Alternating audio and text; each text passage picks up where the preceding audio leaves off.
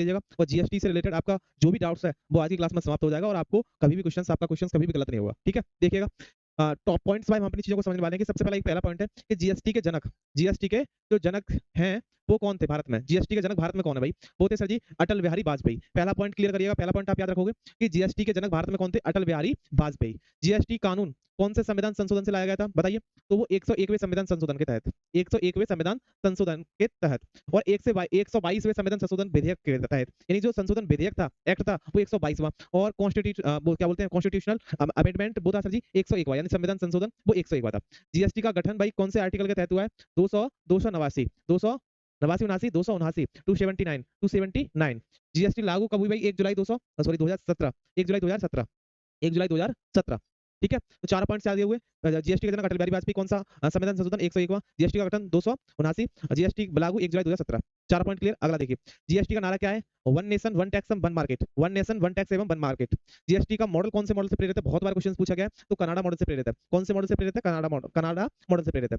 GST परिषद का मुख्यालय कहाँ है? हेडक्वार्टर कहाँ है? तो भाई वो है नई दिल्ली में। जीएसटी का हेडक्वार्टर क्या है भाई? वो है नई दिल्ली में। जीएसटी द्वारा लागू करने वाला विश्व का पहला देश वो था फ्रांस 1954 में, 1954 में 1954 में 1954 में। जीएसटी के कितने भाग हैं भाई? 3 भाग हैं, CGST, SGST, IGST. CGST, SGST और आईजीएसटी तीनों के तीनों पूछे जाते हैं एग्जाम्स में, तो आप लोग इन सभी को याद रखना। जीएसटी पर सर जी कौन कौन से कर हैं?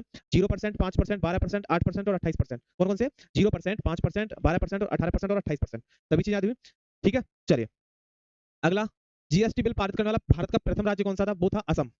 प्रथम पारित करने वाला प्रथम राज्य असम, लेकिन लागू करने वाला प्रथम राज्य तेलंगाना। कंफ्यूज कभी मत होना, पारित जो किया था बिल वो था भाई असम और जो लागू किया था वो था तेलंगाना। कौन सी सिफारिश के तहत जीएसटी को लागू किया गया था? तो विजय केलकर समिति द्वारा जीएसटी को भाई लागू किया गया था। जीएसटी प्रारूप के प्रथम अध्यक्ष कौन थे? असीम दास गुप्ता। जीएसटी प्रारूप के प्रथम अध्यक्ष कौन थे? असीम दास गुप्ता। कौन थे सर? असीम दास गुप्ता। जीएसटी किस प्रकार का कर है? वो इनडायरेक्ट टैक्स है, यानी अप्रत्यक्ष कर है। कौन है? अप्रत्यक्ष कर है। जीएसटी परिषद का वर्तमान अध्यक्ष कौन है? वो है सर जी निर्मला सीतारमण। यही कौन है सर जी? फाइनेंस मिनिस्टर यानी कि वित्त मंत्री। अध्यक्ष कौन होता है भाई इसका? केंद्रीय वित्त मंत्री होता है, केंद्रीय वित्त मंत्री। आइए क्वेश्चन करते हैं। अब वस्तु एवं सेवा का जीएसटी का उदाहरण किस देश से लेगी? कनाडा। पहला ऑप्शन सही हो जाएगा, पहला ऑप्शन आपका सही जवाब हो जाएगा। दूसरा, निम्नलिखित में से कौन सा जीएसटी द्वारा समाप्त किया जाता है? तो भाई वो ऑलरेडी सेवा करे तो सेवा कर समाप्त हो जाएगा, पहला ऑप्शन इसका भी सही हो जाएगा। तीसरा प्रश्न, जीएसटी के तहत निम्नलिखित में से कौन सी दर लागू नहीं होती? मैंने अभी आपको बताई 5% है, 12% है, 18% है, लेकिन 25% नहीं है। ऑप्शन नंबर इस प्रश्न का सही हो जाएगा, डी विकल्प।